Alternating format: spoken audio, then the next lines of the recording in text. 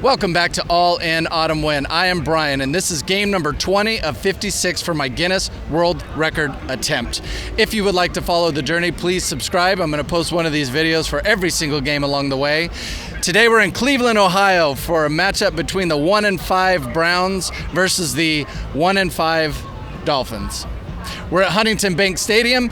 The temperature is going to be in the low 60s throughout the game, 20-mile-per-hour winds, and we got some heavy rain coming soon. So I've got my poncho, I've got my rain boots, I've got my gloves, and I've got my phone so I can track the Chiefs-Raider game while I'm here.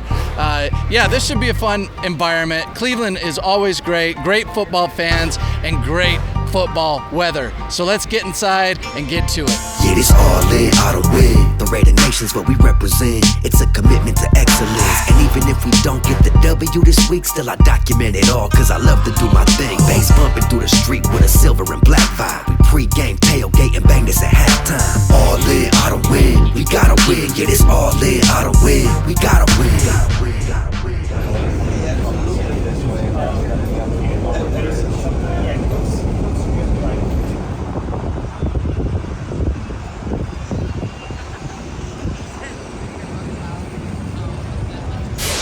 Made it in the stadium. It is absolutely pissing outside. The rain's really coming down and it's not going to let up the entire game, so the concourse is a mess because everybody's trying to stay dry.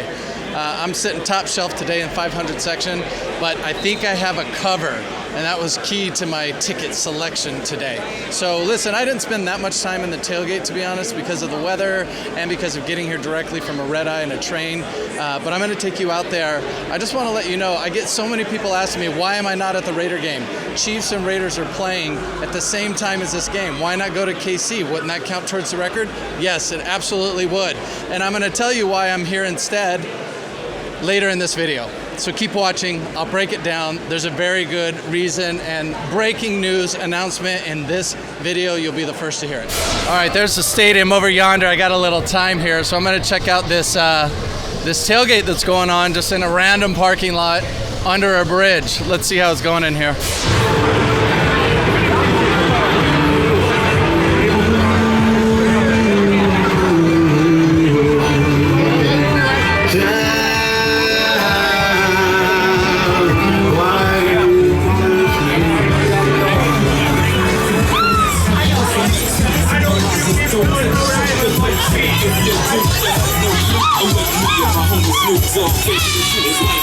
Hey, I'm Mike. I'm in Cleveland, Ohio, West Side. Die-hard Browns fan here? It's been a lifelong, it's been awful since I was a little kid, and I'm leaving town the first time, and then we got a team, and 25 years of losing. Beyond that, it's brutal. I can empathize a little bit as a Raider fan here. It's ridiculous. Yeah, no, I feel you. I hate to ask this, but I got it. What did you think of Flacco's performance on Thursday night? The media says that you want to be a good quarterback, get the hell out of Cleveland. I mean, Baker! Right, so what if it's What Bengals Bucks Super Bowl? What would you do? I wouldn't be surprised. I don't know. They classic, probably wouldn't win, though, right? They'd probably It'd be a lose. tie. I think the NFC has the upper hand recently. Like, the Eagles were crazy awesome. Yeah, but if it was Flacco versus Baker. Baker. Yeah? Baker. You go Baker, yeah? Totally. Oh, yeah, you don't want to go for a division rival. Man, Baker. Good for that dude. So what do you got today? We got Dolphins, Browns, two 1-5 teams. What gives? Everybody plays down to the level of Cleveland. We're probably looking at like a 9-6 football game. It's never going to be really competitive. It's always a fight to see who's going to lose. It's jacked up. That rain's coming, so maybe there's a lot of rushing. Like an inch of rain all day. Like sometime around 1 o'clock, I think we're expecting thunderstorms. You got your gear ready? As ready as it's going to be. Tell everyone here, how's the tailgate in Cleveland? Tailgate's pretty hard. They get up, they come early, they stay ready. Muni lot by the airport over there is kind of the sanctioned city lot, and dude, anything goes kind of thing. We got the pit below us here. We're underneath the Shoreway Bridge. You walk anywhere right out here, there's people tailgating. Nice, man. It's not quite what it was in the 90s and old Muni and people urinating on passed out bodies in the men's room. Like, holy Christ. Maggie from Akron, Ohio. Now I understand, a little birdie told me you're a diehard Browns fan. Is that right? For life. Tatted. She's got the receipt right there. My best friends. That's awesome. Okay, what do you think about this Dolphins Brown, the battle of 2 1-5 teams? I mean, I'm pretty excited because I love the Dolphins coach. He's funny as hell. Pretty sure he's drinking again. Yeah, that's good. It might be more than alcohol. I don't know. We'll see. I don't know, but it's entertaining to watch the progression of him. I got to ask you a question I don't really want to ask, but I'm going to. What did you think of Flacco's performance on Thursday night? Flacco fan for life. Incredible. Loved it. I have Chase in my fantasy league, and I loved every second of it. 38 and a half points. I loved it. All right, so you benefited from that. Okay, that's good. I love that. But also just, I mean, I know that, divisional game, but still, it was beautiful. I love Flacco. I love his family. We're family people around here. That's positive attitude. I love that. Yeah, That's fantastic. I wish he would have done that for us. He had 4 bad games, but, the Browns have had, I don't know, bad seasons since '99. What would you do if the Bengals and the Bucks played each other in the Super Bowl? Baker and Flacco. Love it. I love Baker for life. Still have his headbands. Baker's pretty cool. Yeah, they couldn't do anything with Baker.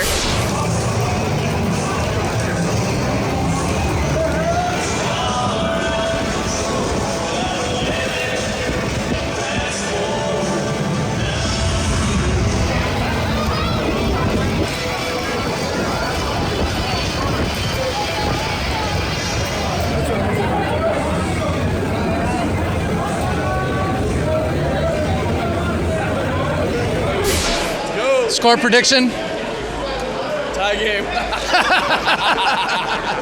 Hey, what'd you guys think of Flacco's performance on Thursday? Amazing. Love it. Oh, yeah? Very good. Yeah, happy for him. Good, Not yeah. here no more. I love that positive energy. Oh, yeah. That's good.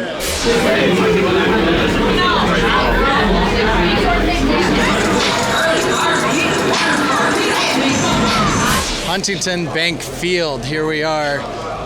This stadium has been around since 1999, but it wasn't always called this. It used to be called First Energy Field. The last time I was here, it was called that, in fact. I was here for, this is crazy, 2021, when my Raider, I just got soaked. My Raider streak started, my 59-game Raider streak started back in 2021, December of 2021, right here in Cleveland. I don't know if you remember this game. It was a COVID game.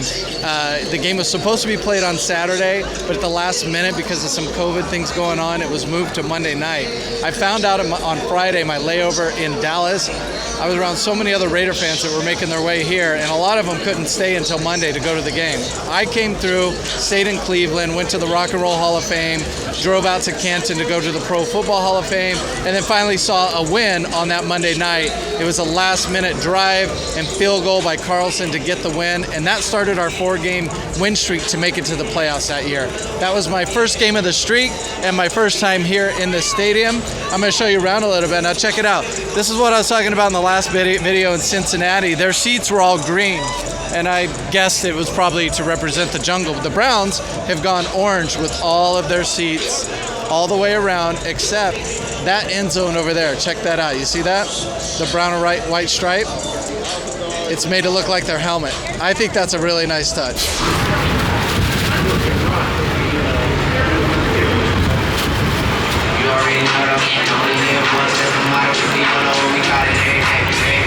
Let's talk about the colors going on in this game. We've got turquoise and orange versus brown and orange. Woo! That's a lot. That's a lot right there. Brown and orange, I think it works for Cleveland. I think if you started a franchise today, nobody would ever select brown and orange. I'm just guessing. But, a lot of history behind it. City sued and fought to keep the name and the team here when the previous version of the Browns moved to Baltimore. So, they got a lot of pride. I've got some history with interesting colors, though, I want to tell you about. In junior high, I went to Farmersville Junior High School in Central California. Small town, 6,000 people. Anyway, our colors were brown and yellow. Brown and yellow. And then for high school, I moved to Porterville, California. Went to high school in Porterville, and guess what my colors were there? Orange and green. Yeah, so I'm no stranger to these color situations here.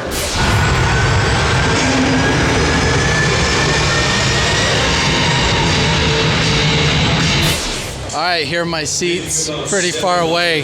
I'm in the 500 section. Look there's 15 minutes until kickoff. Look how empty it is out there.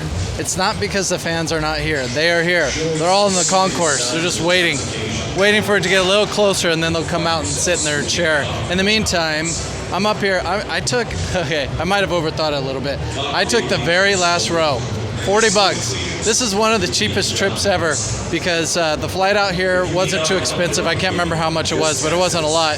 The train to get here was $2.50 from the airport to the stadium, and this game was $40. So very cheap seat, yes, but I wanted it because of the cover. I knew it was raining and I got the cover. However, I think I should have gone with a few rows down. It might have been better because behind me, this chain link fence, anytime the wind comes in this way, it's getting my back. So I overthought it. Oh well. And now, your 2025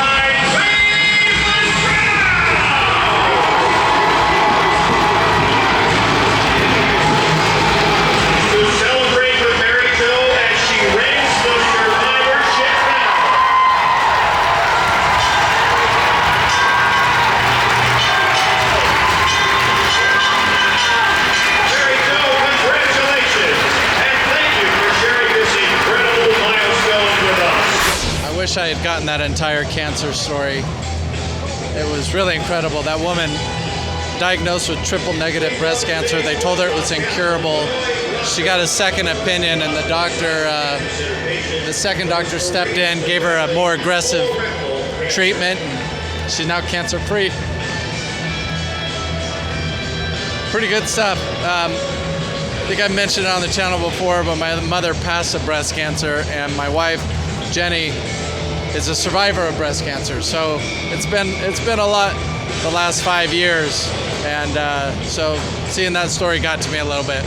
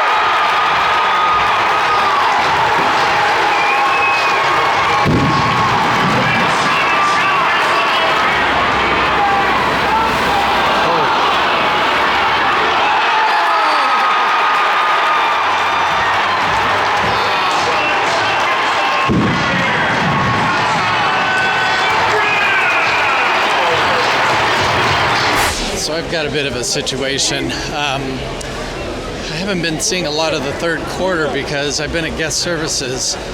The employees here were checking to make sure that they could fill out the form. It went up to a manager, then it went up to a director, and the directors absolutely refused, said they can't help, can't sign anything. Suggested that the ticket is enough for the Guinness record, as if they know. Told me to email them later because I can't deal with this during a game. This is the 20th game. It's the first time I've had any trouble. So right now I'm walking with the employee who's been helping me. She's been absolutely wonderful. I'm not going to put her on camera, but she's been great, very helpful, and she's walking me to another guest services station right now to see if they can help. I'm really, really nervous because this puts a wrinkle in a lot of things if I don't get this form filled out. In another guest services office, I'm really nervous here. The game is still on right there, and I'm watching on the TV instead of watching on the film, trying to get this resolved, but not getting footage of the game like I should be, so a little worried. Guinness, work with me here. They're refusing to sign. I am really stressed out. I'm having a hard time here. I've completely missed the third quarter and half of the fourth quarter because guest services absolutely refuses to sign the document that Guinness requires. They escalated up through text messages to a manager and then a director, and they're just absolutely saying, no, we can't help you. The ticket should be enough, blah, blah, blah. and it's crazy to me. And I even asked to speak with the manager. They wouldn't come. They said they're too busy, and they're just flat out saying no. They won't talk to me. They won't fill out a form. So hey, I got to get this video to Guinness. I don't know what to do here because they will not fill it out. This is crazy.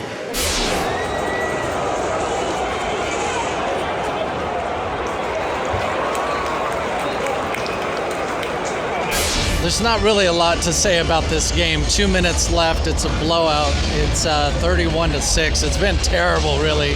I'm glad the weather wasn't as bad as I was expecting. It rained hard at the beginning, but I managed to stay covered, and it hasn't been that bad afterwards. Started to get a little chilly. Every once in a while, the wind would gust up, but overall, okay.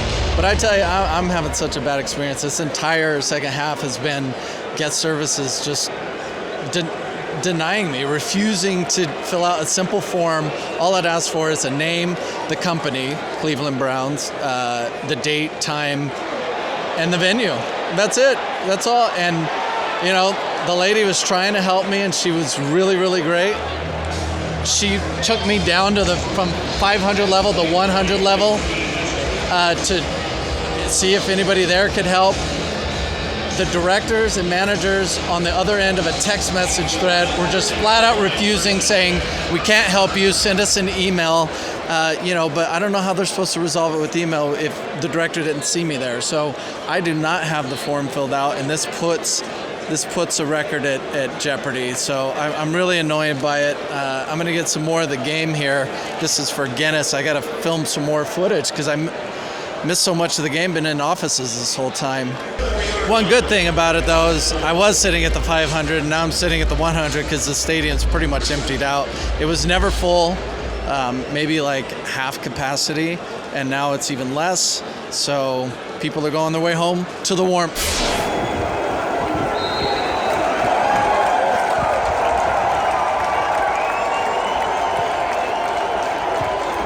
Well, that was an absolutely terrible game. 31-6, the Browns defeat the Dolphins. Little bit of weather, little rain at the beginning. Wasn't too bad for most of the game, though. It's starting to get chilly now. It's 4 p.m. and my hand's shaking a little bit. Sorry if the camera's not too still right now. But I would say the biggest takeaway from this game is the trouble I've been having to get an employee of the Browns to sign this damn Guinness form. They absolutely refuse, and it's been wild. It took up most of the second half, and I still haven't gotten it. I'm going to try one more time. I'm going to go back into the office now that the game's over and just beg them, say, I please need to speak with the manager or director, because they were just refusing to help.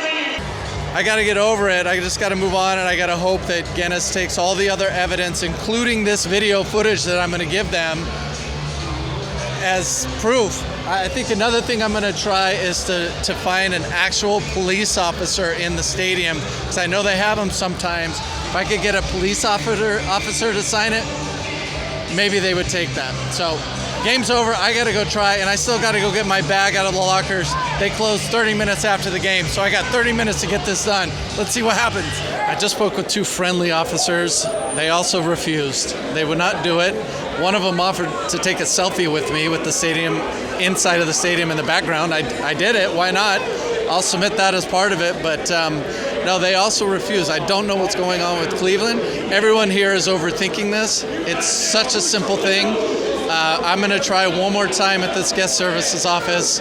Now that the game's over, maybe they got a little more time. I know they're still dealing with people getting out of here. But I also can't take too long because the place that has my bag will closes down 30 minutes after the game. I can't risk my bag getting thrown in a locker for a day because I got to get on a flight to Seattle tomorrow. Oi! I did not get it done. My power of persuasion was not helpful, and I think they were growing tired of me. Even though I kept calm, I didn't get upset. I kept thanking them for their time, and I really appreciate the, blah, blah, blah. They weren't having it, I talked to the coordinator who was kind of the one behind all the text messaging, and she was like, I'm sorry, we just can't do it. And no, you cannot speak to somebody higher. You cannot speak to a director. Nobody will sign it. All we can do is give you an email address. So I have no idea what's going to happen with this game going forward. I just don't even know if this counts or not. But I know I was here. I know this is game 20 out of 56. Damn it.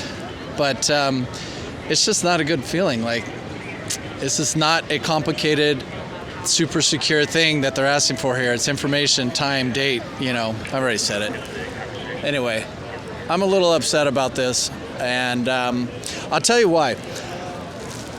I got a big announcement to make, and it feels really weird making it now because I'm upset, and this game was terrible, and the Raiders got blown out by the Chiefs again. So there's not a lot of good things going on, and here I am trying to break some news. But earlier in the video, I said I was going to do it, so I'm going to do it. Here's what's going on. I am not going for a Guinness World Record. I'm going for 2. That's right. There is another record at play, and this is the reason why I'm missing Raider games, because otherwise I could just go to Raider games and rack up the most games attended in a season. And so many people have been asking me about this, and I've just been dodging it for a few reasons. One of which was I was the second, well, let me tell you what the second record is. So you know how I'm going for the most NFL games in a season, and I'm going for 56? That will take the whole 4 months of the season, entire season. But within that, there's a 2-month period where I'm also going for a record for the fastest time to go to all 32 teams. All 32. So that's 30 stadiums, but you know, LA and New York, 2 teams play there. So I got to go to those stadiums twice. But it's the fastest time in days to attend a game at every home stadium. The current record is 74, and I got it laid out to do it in 72 days. And I think this is game 14 of that record. This is game 14 of 32. See, now it gets complicated, right? So this is a record within a record. So the fastest time, it's every Thursday, Sunday, Monday for 72 days. So a little over 2 months. It's right in the middle of the season. So the first few games I went to only counted towards the most. The last few that I go to at the end of the season will only count towards the most, but it's kind of like a sandwich. In the middle here, they're counting towards 2 records, the fastest time to go to all 32 teams. And the way that you got to do it is you got to map out the Thursday and the Monday, and then you start filling in Sundays here and there. So I was in Cincy on Thursday. I put Cleveland on Sunday. It just made sense. The Thursday and Monday games kind of dictate how it's going to go. If a team has too many of those games, then it starts messing up with your timeline, right? Like, let's say the Patriots play on a Monday night, and then they play on a Thursday night a few weeks later. Only one of those games is going to count for that fastest record. You see what I mean? I'm going to do a longer video explaining this. I feel like it's too much to take on, but this is the reason why I've been missing Raider game, guys, because I'm going for 2 records, the most games attended in a season and the fastest time to go to all 32 home team games. So that's that. Breaking news here on YouTube. I'm gonna, like I said, I'm gonna do a breakdown video, try to explain this a bit better and give you an idea of all the stadiums and what's what. So, yeah. Anyway, I'm gonna sign off there. I talked way too much, and I gotta get my bag before they shut down. Yeah, this all in, all the win. The Raider Nation's what we represent. It's a commitment to excellence. And even if we don't get the W this week, still I document it all, cause I love to do my thing. Bass bumping through the street with a silver and black vibe. We pre-game, tailgate, and bang this at halftime. All in, all the win. We gotta win. Yeah, this all in, all the win. We gotta win. All in, all the win. I like that, my guy right there. Right. Yeah.